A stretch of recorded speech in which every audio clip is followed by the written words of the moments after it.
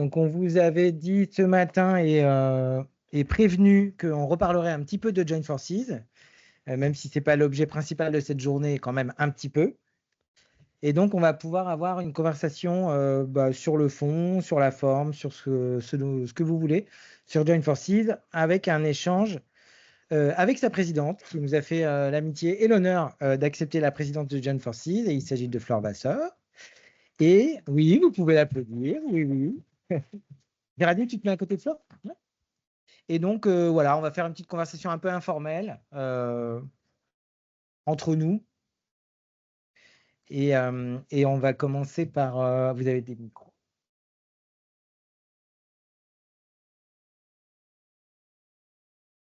Alors, attends, je vais...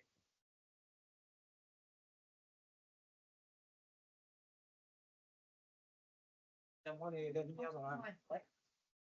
Génial, on démarre dans le désordre.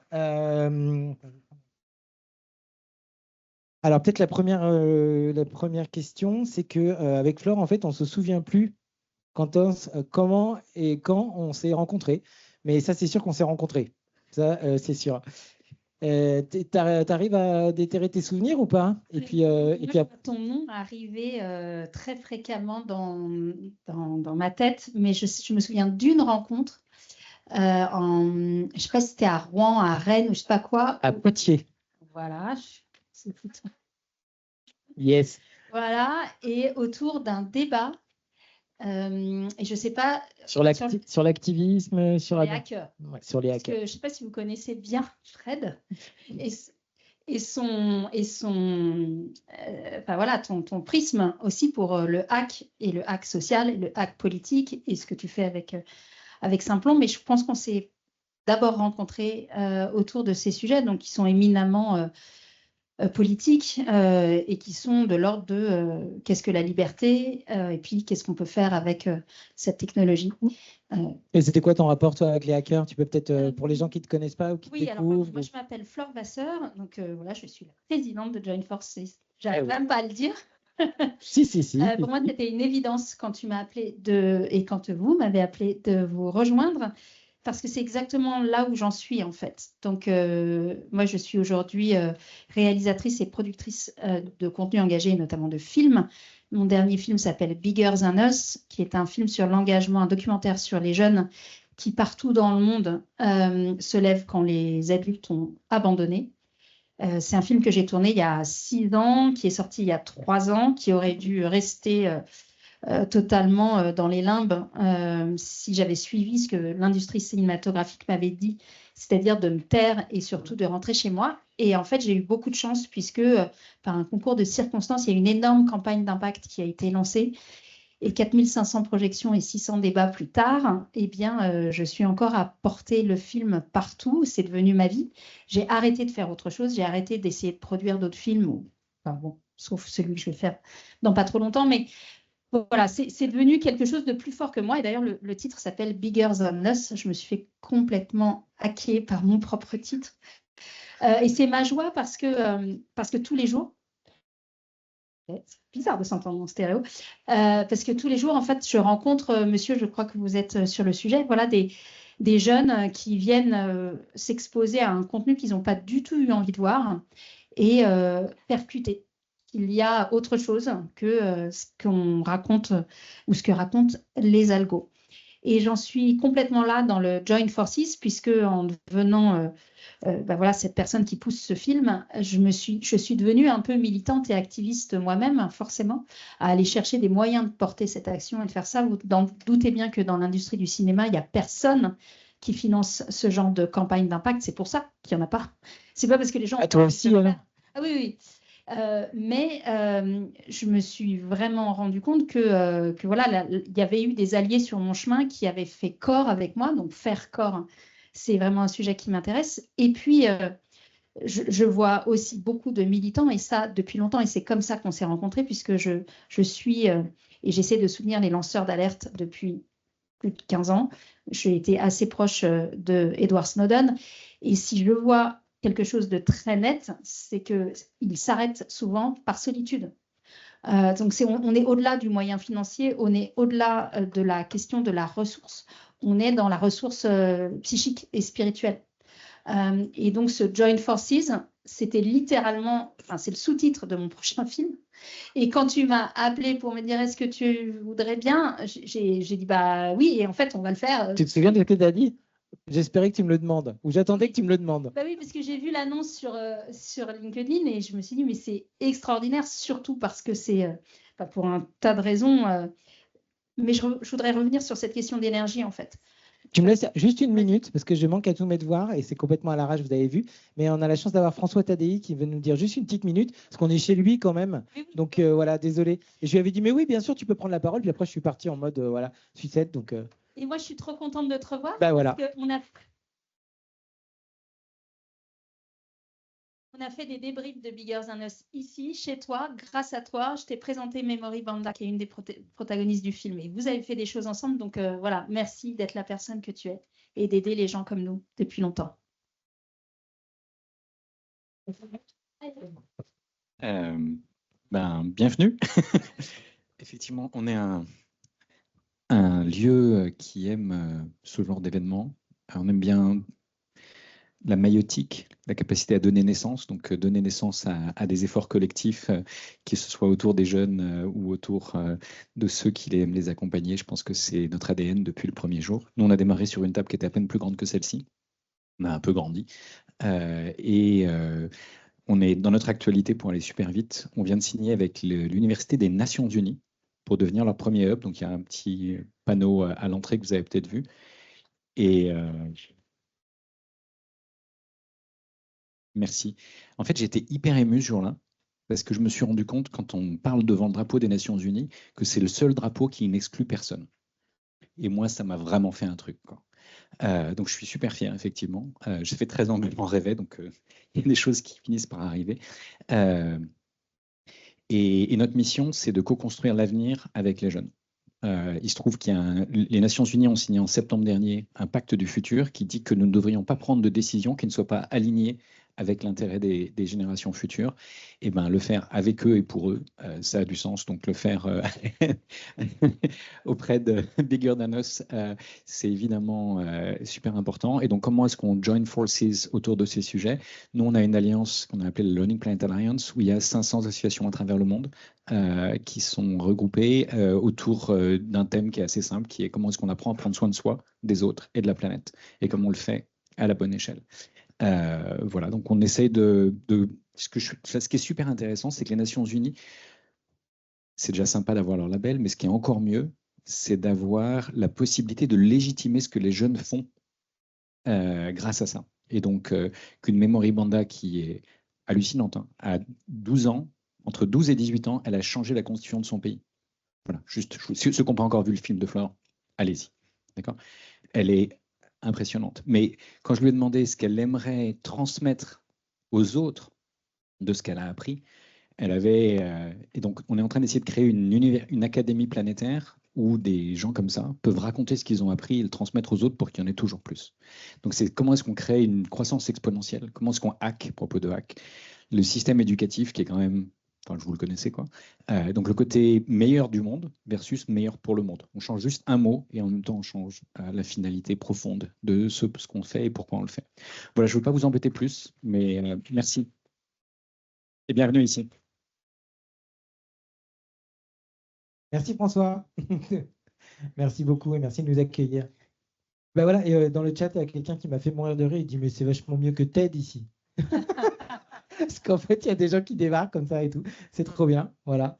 Et juste pour refaire le lien et te redonner la parole sur Bigger Than Us, avec les enfants qui sont là en partie, nos enfants, et on les avait forcément traînés, comme tu dis, à aller voir ton film. Et pour le coup, ils s'en souviennent très bien, parce qu'on était rentrés à pied, après ils galéraient alors qu'ils ne voulaient pas rentrer à pied et tout. Et ils traînaient un peu les semelles, pourquoi? Parce qu'ils se sont dit, ouais, tu nous as envoyé voir ce film pour nous montrer qu'en fait, nous, on est nuls parce qu'on fait rien pour changer le monde. Donc j'avais vraiment bien intuité, on avait bien intuité, hein, c'était le contraire. Donc, voilà, c'était une petite anecdote pour te redonner le mail sur Bigger Than Us. Et sur pourquoi Join Forces et pourquoi est-ce que nous, on s'est approprié si vite le faire corps et lutter pour. Oui, alors c'est des thèmes en fait qui sont en filigrane effectivement dans mon film, mais surtout, je voudrais revenir là-dessus, cette espèce de conversation constante que j'ai depuis et qui fait des ramifications, puisque je vous l'ai dit, 3 ans sur les routes, 600 débats, j'ai arrêté de compter, hein, j'en avais 8 encore la semaine dernière, enfin, c'est tout le temps. Et il y a, en fait, j'apprends beaucoup plus que ce qu'il y a dans le film, parce que maintenant, c'est comme si j'avais tourné la caméra vers vous, le public, parce que le film, en fait, permet de déclencher une conversation derrière, avec des attendus qui viennent tout le temps. Donc maintenant, qu'est-ce que je fais? Donc voilà, on a créé des sites, des choses et des kits pédagogiques pour les profs, mais il y a toujours la même volonté de se dire, mais en fait, enfin le constat, je suis tout seul, Bigger Than Us, le premier entendement, c'est ce sentiment d'impuissance qu'on a quel que soit l'âge, qu'on a quelle que soit la CSP, quelle que soit la profession. Et puis toujours cette petite voix à l'intérieur de nous qui nous dit, mais je veux quand même essayer de faire, je veux quand même essayer, mais pour ça, il faut que je trouve mes semblables.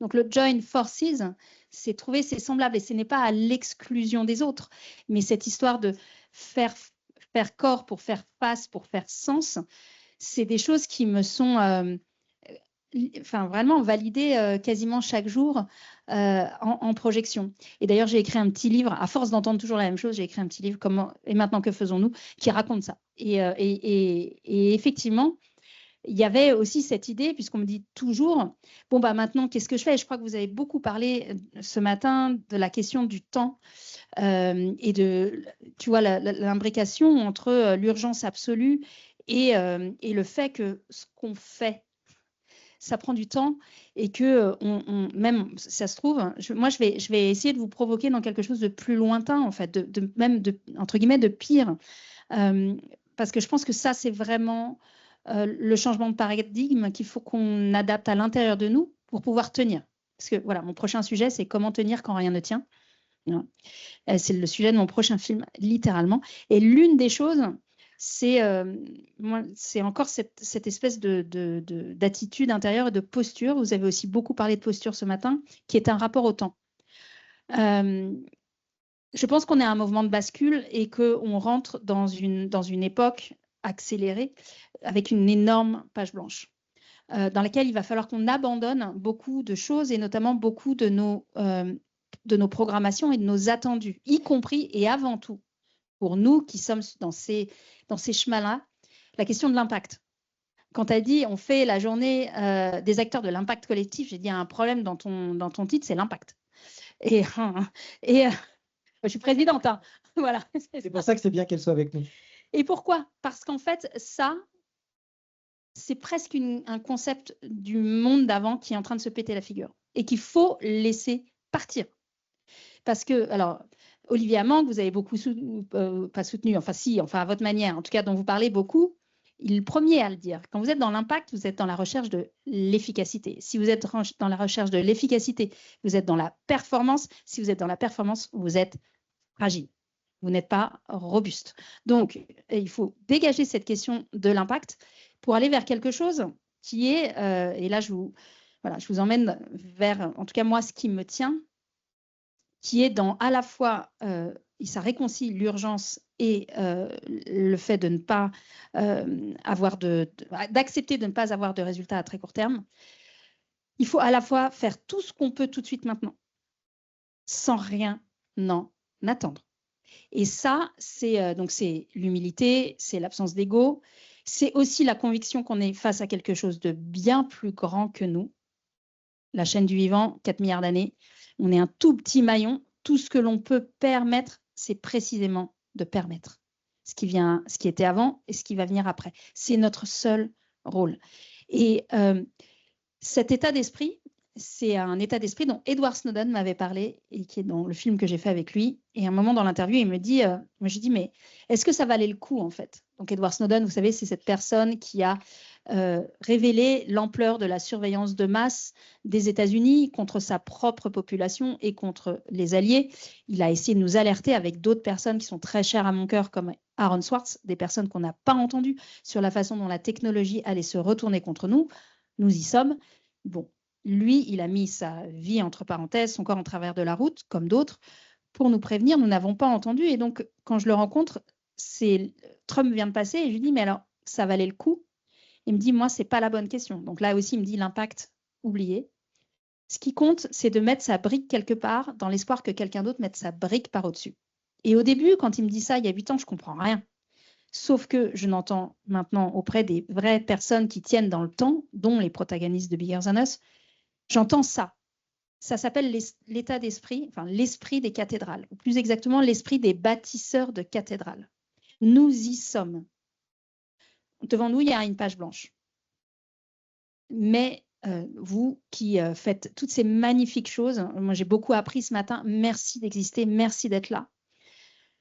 Eh bien, vous êtes en train de poser votre pierre, quelle que soit l'action que vous portez, dans l'espoir que quelqu'un d'autre pose sa pierre par au-dessus. C'est tout ce que vous pouvez attendre. C'est de l'énergie. Et ça, c'est notre rôle aujourd'hui. Et peut-être qu'on ne sauvera pas le monde. Et d'ailleurs, je vais vous dire aussi un autre truc. Ça, c'est aussi une idée qu'il faut jeter à la poubelle. Le monde n'est pas à sauver, il n'est même pas à changer. C'est vraiment des vos valises qui ne veulent rien dire. Moi, j'aime beaucoup l'idée de réparation. Déjà, si on fait ça, alors on revient à quelque chose qui est de l'ordre du vivant, de l'immédiat et entre nous. Et ça, je n'ai pas envie de le laisser partir. La question de la récompense.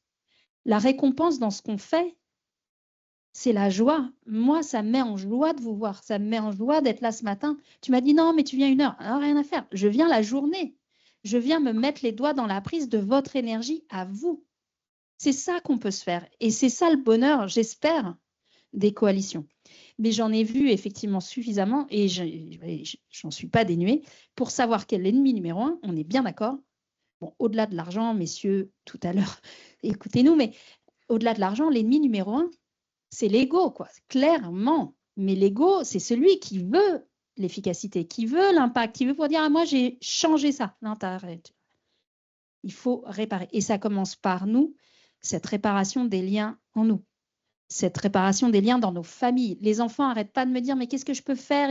Et les étudiants me disent, mais est-ce qu'il faut que j'aille à l'autre bout du monde? Non, tu commences dans ta cour d'école, tu commences dans ta cour d'immeuble, tu commences dans ta propre famille. Aux adultes, je leur dis, mais regardez autour de vous. Quels sont les enfants qui vont mal? C'est une hécatombe. Je ne sais pas si vous avez en tête les chiffres sur la santé mentale des jeunes aujourd'hui, mais c'est dramatique. Ça devrait être la priorité absolue d'un vrai projet politique cohérent. Qui soit Bigger Than Us, qui soit plus grand que nous. Je ne mets pas sur le titre du film, mais vous voyez cette idée-là. Eh bien, on voit bien que c'est nulle part. Donc, nous, je pense qu'on est... ma joie, ça serait qu'on incarne ça. Quelles que soient les causes que vous portez. Et ça aussi, j'ai vu tellement de monde dans le monde militant, puisque en plus, les subventions et tout ça sont en train de se réduire. Ça va être la baston. On va se battre pour les mêmes financement, on va se battre pour les mêmes attentions. L'algo va jouer contre nous. Enfin, je veux dire, il y a tout qui se resserre. Donc, et sans faire de reliance ou ralliance. Ouais, reliance, c'est bien, ralliance, moins bien. Mais sans faire d'être dans cette ralliance, le contexte nous pousse à entendre ce qu'on ne voulait pas entendre sans pression, qui est qu'il faut qu'on lâche l'ego. Voilà, il n'y a pas d'autre solution. Donc, pour aller pour cette lutte pour, et ça, c'est l'autre chose avec laquelle j'aimerais bien, si ce n'est vous laisser, en tout cas vous aiguiller. Moi, j'ai passé ma vie à dénoncer les lobbies, la collusion médias politiques finance, la médiocrité des uns des autres, l'abandon du projet politique, le renoncement, etc. J'ai passé mon temps à lutter contre. Je pense qu'il ne faut plus mettre un copec là-dessus. Le truc va... Enfin voilà, mon apprentissage à moi, c'est que quand vous êtes dans cette lutte contre, vous mettez des sous dans la machine. C'est un champ énergétique en fait. Le système se repaît de sa critique, il est content, vous parlez de lui. Ne passez plus une once d'énergie là-dessus. Il faut lutter pour. Lutter pour, c'est permettre, c'est aider à, c'est réparer, c'est être dans l'essentiel. Et c'est surtout refuser justement la posture qui voudrait dire « Ah, mais moi, j'ai dénoncé tel truc ». Vous voyez bien qu'on est dans une forme de rapport au monde qui, à mon avis, n'est pas, en tout cas, celui qui vous permet de tenir le temps long. Parce que oui, il va falloir tenir le temps long. Et sans doute que nous ne verrons pas les effets de ce que nous allons faire. Ça s'appelle la beauté du geste. Et on a critiqué ça parce qu'effectivement, on est face à un système qui cherche son efficacité et qui veut mesurer son efficacité en tout. Donc, aux personnes qui financent, comprenez que quand vous êtes là-dedans, vous êtes non seulement dans le monde d'après, mais dans ce qui va empêcher précisément le fait qu'il y ait un ruissellement, enfin, je ne sais pas si c'est un ruissellement, mais en tout cas une onde d'énergie, d'inspiration, qui va faire qu'on va être capable de tout relier. Voilà. Qu'est-ce que vous voulez qu'on dise après ça? Non, mais moi, je pourrais m'arrêter là.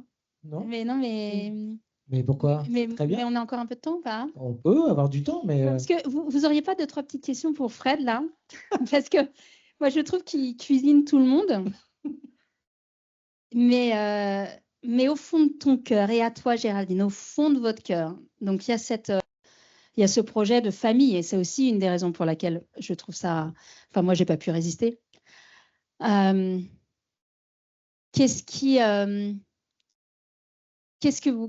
dirais pas qu'est-ce que vous attendez, mais quelle récompense vous avez déjà aujourd'hui à ça?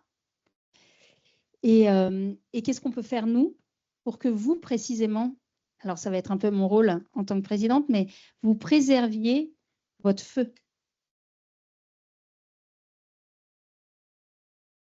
On ne va pas partager la réponse.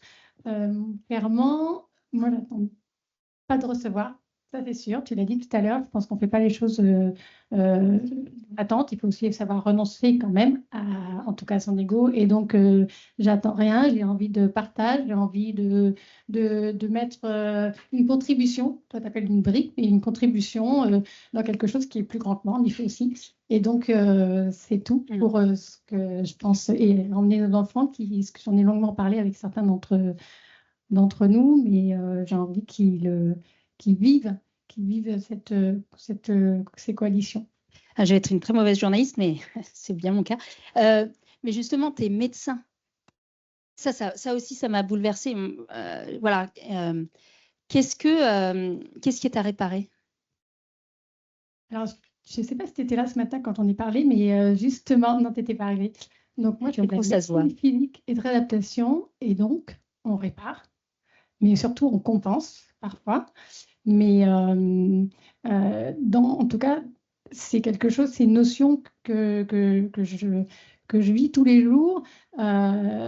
L'idée que ce que j'ai dit ce matin, c'était qu'il fallait qu'on fasse ensemble pour accompagner sur un nouveau projet qui appartenait à quelqu'un d'autre et pas à nous, et que la réparation, je dirais que c'est pas vraiment comme ça, Vincent. Je vois plutôt l'idée de la brique et du partage de ces projets. Si tu es dans le soin, c'est quand même pas par hasard. Mais des fois, elle dit qu'elle soigne les autres pour se réparer elle-même. Mais voilà. Non, c'est pas ça? Ok, bah, c'est pas ça. J'ai pas compris. Non, pas ce que tu as dit ce matin, ce que tu as pu dire avant. Ok, bon, bref. Bon, voilà. Bon. Qu'est-ce que je peux... C'était pas complètement à côté de la plaque, mais c'était pas ça. Non, qu'est-ce que j'attends? Moi, c'est en train de me transformer. Donc, on a fait notre premier atelier d'intelligence collective il n'y a pas longtemps pour travailler sur la méthode de Join Forces avec des super facilitatrices, Agathe et Solène. Et on en a d'autres en magasin plein pour vous accompagner. Et à la fin de l'atelier, il fallait dire avec quoi on repartait. Et en fait, moi, j'ai entendu parler de l'intelligence collective depuis très longtemps. J'en ai beaucoup parlé. J'ai dit à des gens qu'il fallait faire plus d'intelligence collective, mais je n'avais jamais expérimenté l'intelligence collective. C'était la première fois que je faisais un atelier où je mettais un petit peu plus que mon cortex dedans. Et donc, ça devient une drogue. Et ça, j'ai envie qu'on continue à fond. Et puis, dans le couple conforme et la famille conforme, voilà, moi j'ai envie qu'elle me contamine beaucoup et moi je la contamine un peu. C'est la première fois qu'elle prend la parole comme ça devant des gens et tout ça. Et moi c'est la première fois que j'écoute un peu mes émotions et tout ça. Et donc voilà, c'est très égoïstement ça qu'on va rechercher. Et le fait qu'on ait laissé en suspens l'idée de quel impact on va avoir, qu'on ait du mal à dire à des financeurs quel résultat on va avoir. Ça, j'espère qu'on arrivera à tenir ce feu-là parce que ça, on va le dire pour nous, mais on va le dire pour tous les gens qu'on va accompagner aussi. Ça va pas être évident.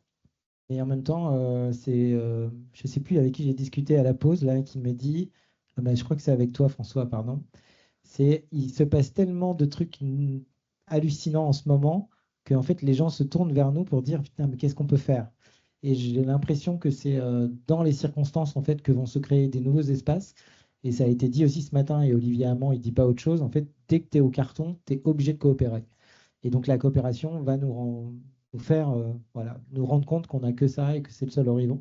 Et là, c'est vrai que j'aime bien l'histoire de la page blanche aussi parce que j'ai l'impression que les causes ne vont pas produire les mêmes effets et qu'il va se passer des choses. Et moi, je suis très content d'être là.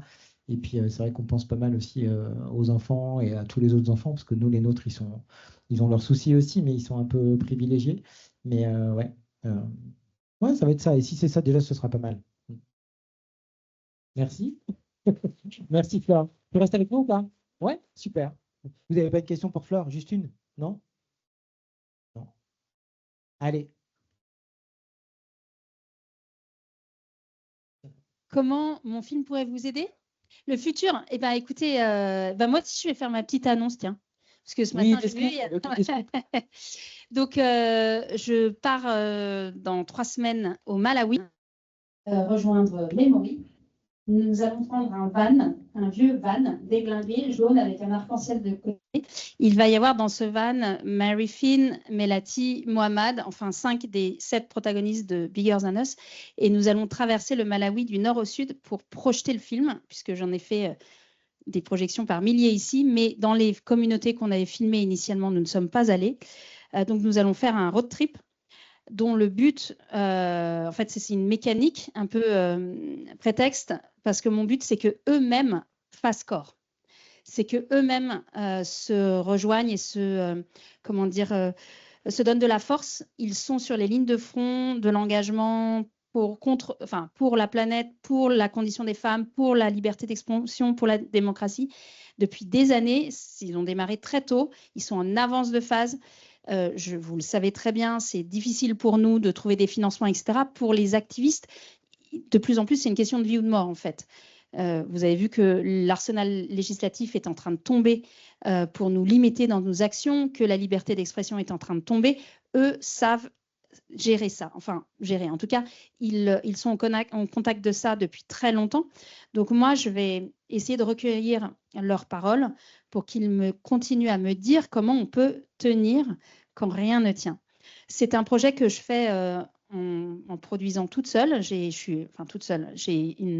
la chance d'avoir des soutiens, donc ça veut dire que je n'ai pas été obligée de vendre le projet à un distributeur ou à une chaîne de télé. Donc, je suis en liberté totale. Et en vous écoutant ce matin, je me disais, si ça vous tente, que je pourrais essayer de prévoir, puisque je suis maître de la distribution à ce stade, que ce film vous soit donné à vous et à vos associations pour que vous l'utilisiez, vous. Bon, ça, c'est si j'arrive à faire un aussi beau film que Bigger, je ne suis pas sûre. Mais si j'y arrive, en tout cas, j'aimerais bien arriver à ça, parce que je vois bien qu'en fait, il nous manque des outils pour nous retrouver.